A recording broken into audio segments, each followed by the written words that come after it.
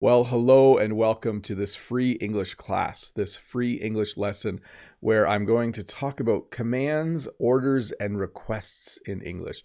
I'm going to talk about the things you need to say when you tell other people what to do. It might seem obvious that because I'm a teacher, I use a lot of phrases like this. I'm often telling people what to do, but we'll look at ways to rudely tell someone what to do. We'll look at how to tell your dog what to do. We'll look at how to tell other people what to do kindly, how to use the phrases as a request. So, welcome to this English lesson about commands, orders, and requests. We will be using what's called the imperative verb form. The imperative verb form is when you tell someone what to do using just the verb, and there's usually an exclamation mark at the end of the sentence.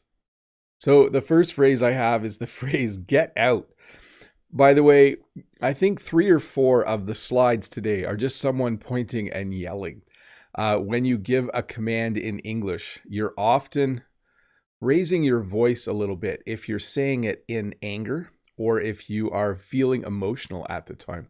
When you say get out, it implies that you are inside somewhere, probably in a building. You can even be like in a backyard. So you're not technically inside, but there's a fence around you. And if a strange dog came in your yard, you might say, get out.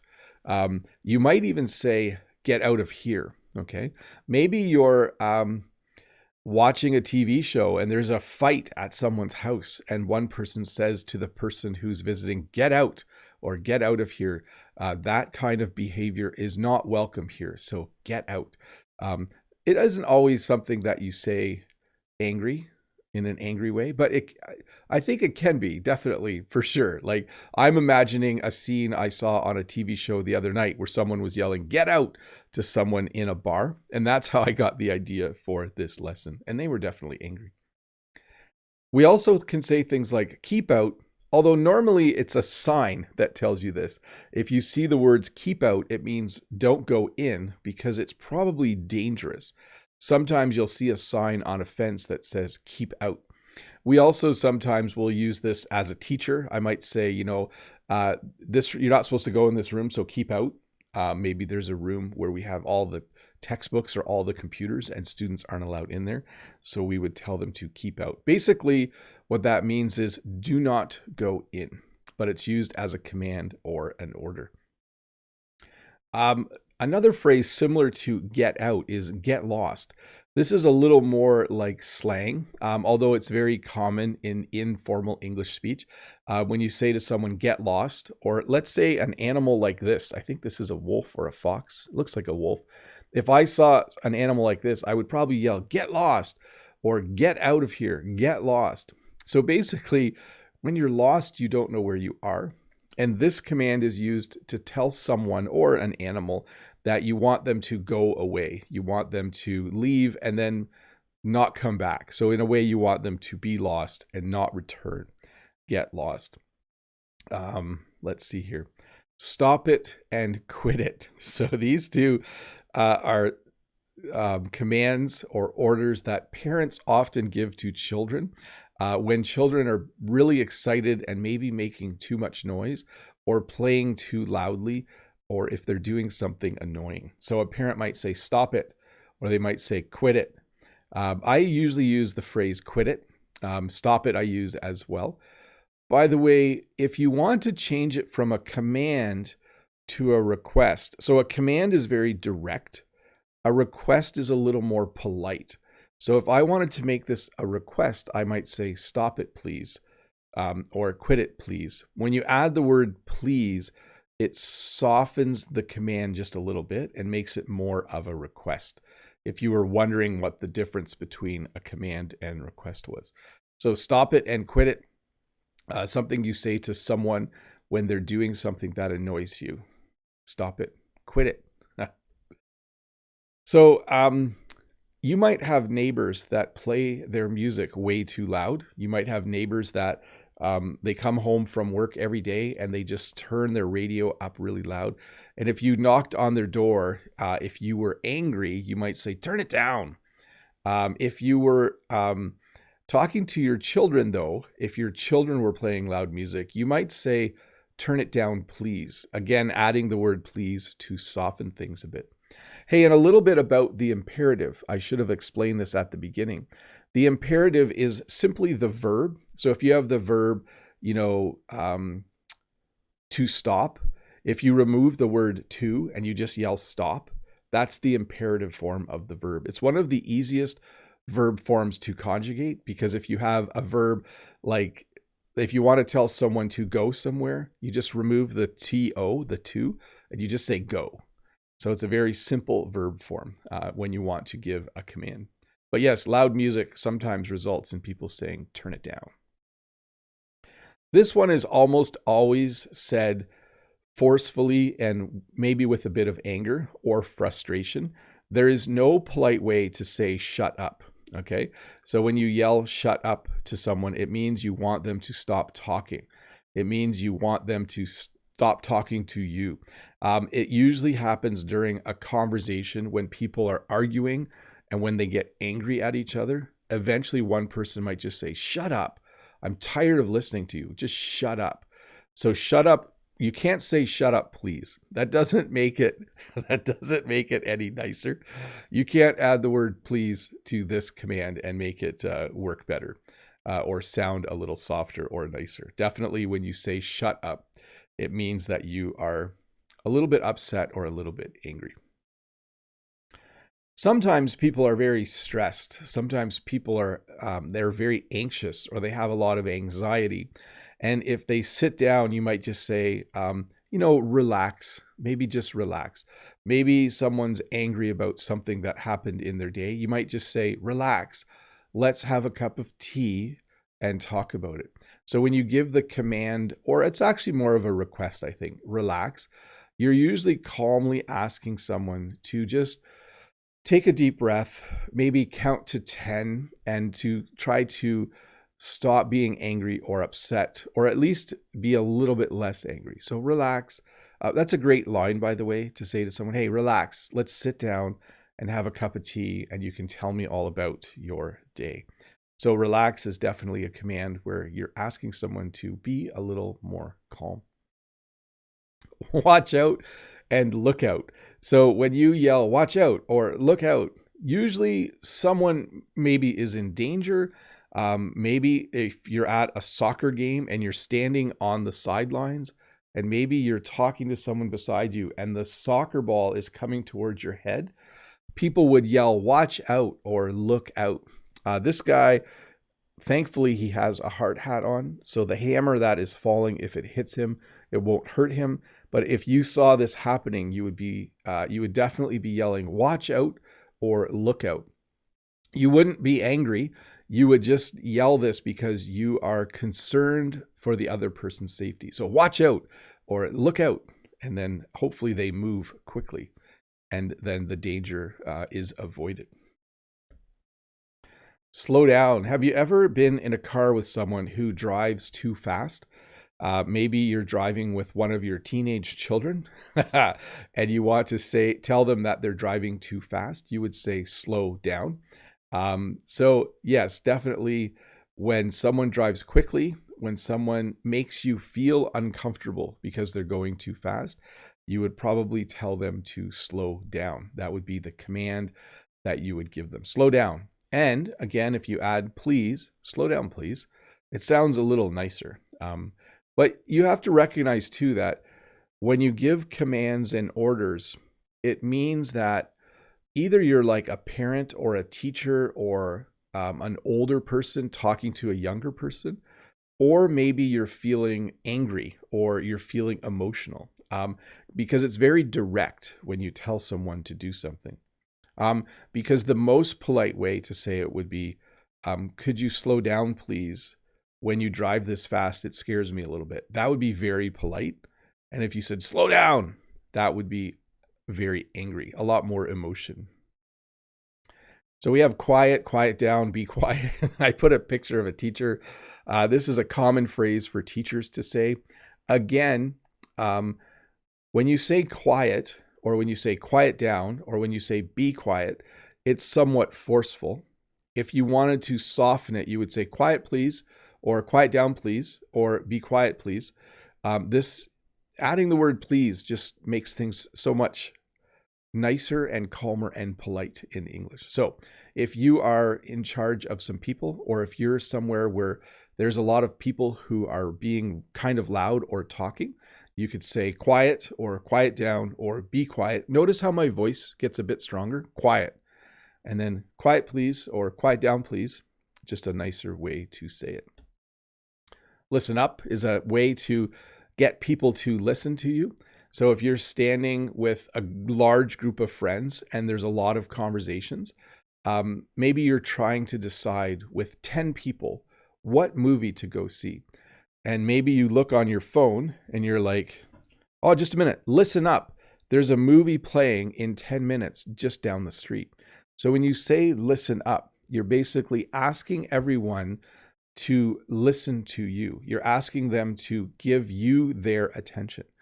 So I think that's a great example. Again, often a phrase that teachers would use, listen up, we're going to go to the library now and everyone needs to find a book. So it's just a way to request that people listen to you when you're having, when you want them to stop talking and listen to what you have to say. Sometimes the command is actually a greeting or salutation or something you say to someone. So sometimes when I'm leaving work, I'll say, hey, have a great day, if it's the middle of the day. If I'm talking to my mom on the phone in the morning, I might say, have a great day. So it's an entire phrase. And it's not so much of a command, like it is a command. It is the imperative. It uses the verb to have, and we say, have a great day. But it's a very polite thing. It's more of a saying, I think, like have a great day. Hey, have a great day. Nice talking. Yesterday, I talked to my friend in France. And when we were done talking, I said, have a great day. Okay. Because it was the middle of the day. So sometimes you use the imperative to wish someone well. Sometimes you use it to encourage people. You might say, keep going or don't stop. So the second phrase here is our first use of don't with the imperative when you put it into the negative. So for instance, if I was watching someone run a race and they were slowing down, I might be like, don't stop, keep going. So I might cheer them on. Maybe you're watching the Olympics right now and you're watching speed skating and the skater from your country is going a little slow. You might be like, no, keep going, don't stop. And you would use the imperative to, or a command to cheer them on. You also might use the phrase, go for it. So this is used in a bunch of different ways, but it basically is a command where you encourage someone to do something or you tell them they're allowed to do something. So the first example would be this.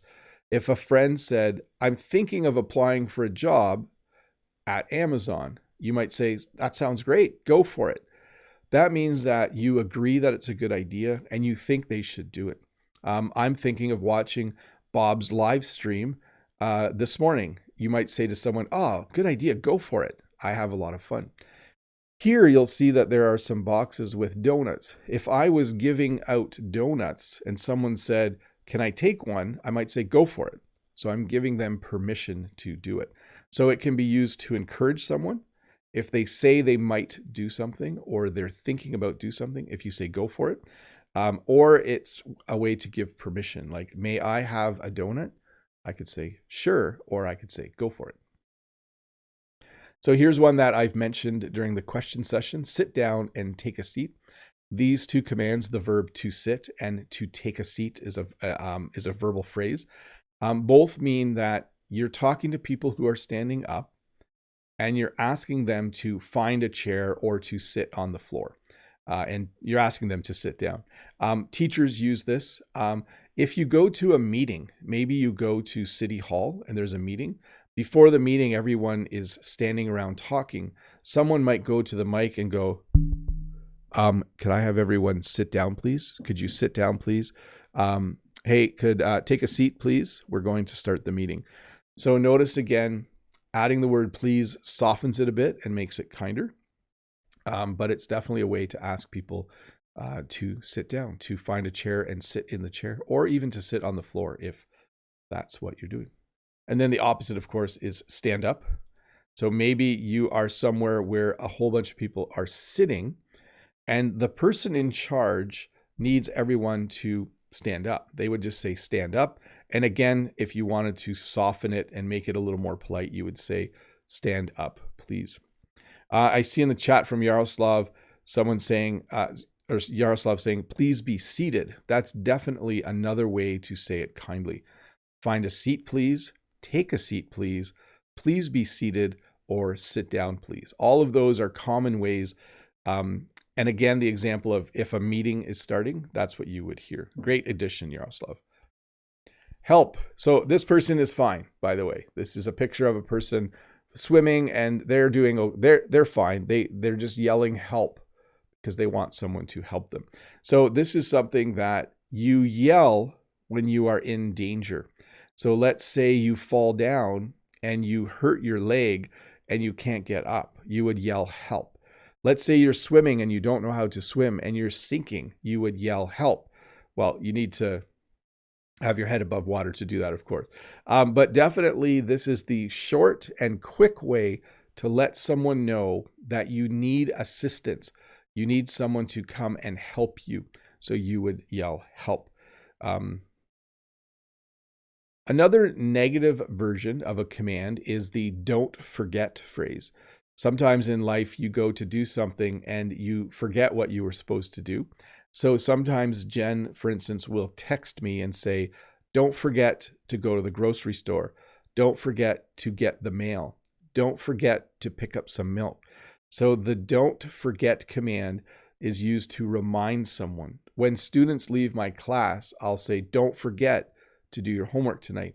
Don't forget to finish your project. Don't forget to finish your assignment. So the don't forget format, even though it's the negative, basically it's a way to remind people that they need to do something. Don't forget to watch my video on Tuesday. Don't forget to watch this video again in a couple of days. See, I'm using it right there. Don't be late. Another negative form of a command. You're telling people that instead of be on time, that would be the reverse, the affirmative or positive version, right? Be on time tomorrow. You could also say, don't be late tomorrow. So again, a command telling people, make sure that you arrive somewhere at the time when you are supposed to be there. Don't be late. Be on time. Just need a little sip of water here. If you wanted to give me a command to drink, you would say, take a drink or take a sip of water. Don't move. So you'll hear this phrase quite often on police shows. Sometimes when the police arrest someone, the person will be running away and the police will pull out their gun and they'll say, don't move. And then they'll arrest the person. But we also say this to people sometimes when we see a mosquito land on them and we want to swat the mosquito. We might say, oh, don't move. And then we'll swat the mosquito. When I sit around a campfire with my family, sometimes Jen or my sister or somebody will all of a sudden say, don't move, Bob. And then all of a sudden, whack. And then they'll have hit or swatted the mosquito. So don't move is a command you use to tell people not to move, maybe to swat a bug that's on them, or for another reason. There's could be a variety of them. So you might be familiar with this phrase because you hear this often in a restaurant in English when the waiter or waitress brings you your food. They will say, enjoy your meal. They will say, here you go, enjoy your meal, and they will give you your food. So it's just a very polite command.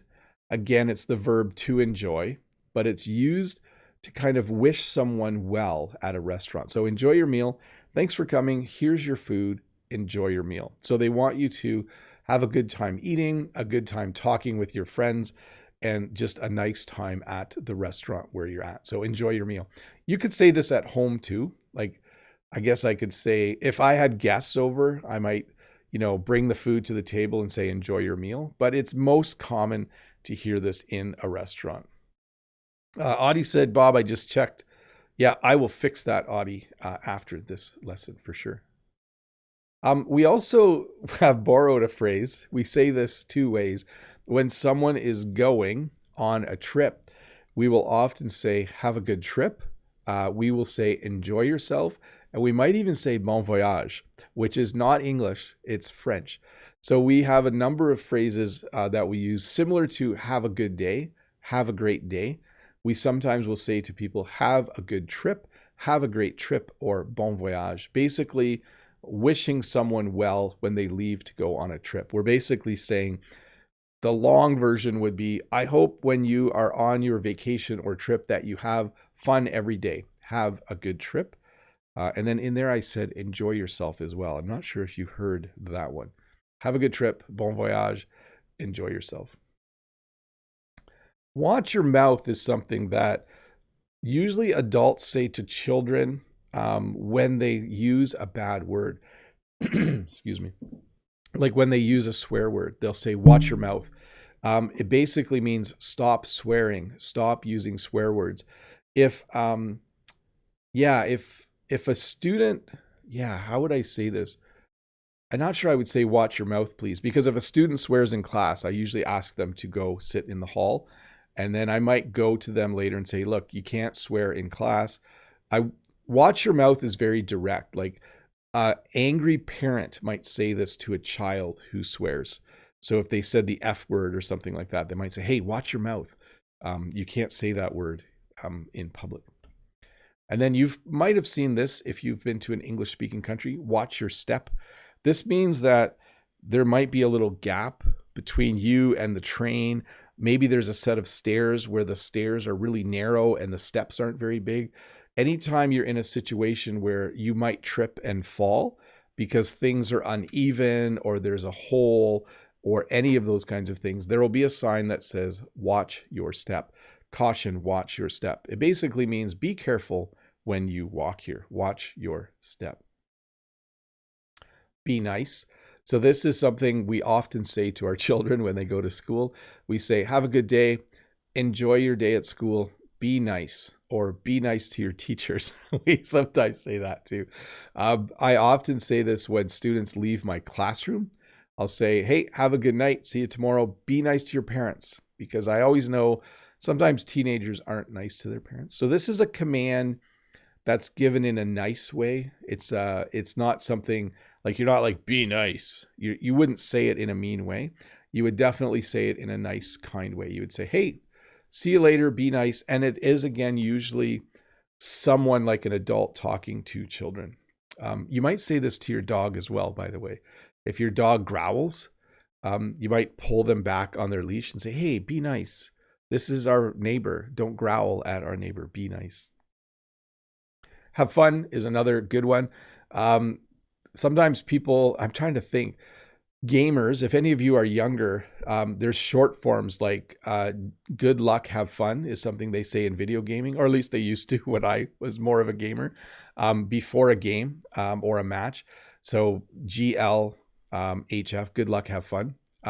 When you say good luck to someone or have fun to someone, you're basically just saying, I hope what you're going to do is something fun. Okay. So if someone was going hiking, I could say, hey, have fun. Have a good day, have fun.